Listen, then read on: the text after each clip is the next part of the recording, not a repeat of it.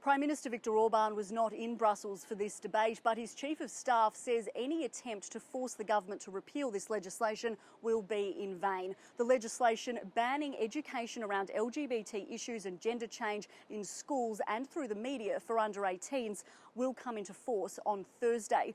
Throughout the debate, the majority of speakers called for the EU to take action against Hungary in the form of bringing the government before the European Court of Justice in regards to this legislation, freezing access to EU funds and sanctioning Hungary by potentially revoking their right to vote in the European Union.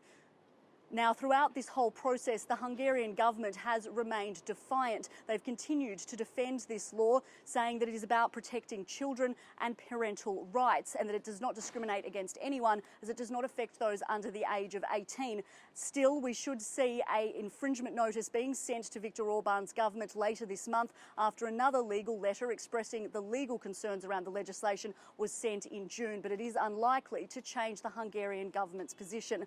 While this law doesn't come into force until Thursday, we have heard of a distributor being fined around a children's book that tells the story of a young boy with two mothers. Now, this fine was invoked under an unfair trading law, not the LGBT legislation, with a government spokesperson saying it was due to the book being marketed and displayed with other children's literature without any warning about the content inside. The US author of that book has hit back, saying it is clearly a coordinated attack on LGBT rights and freedom of information.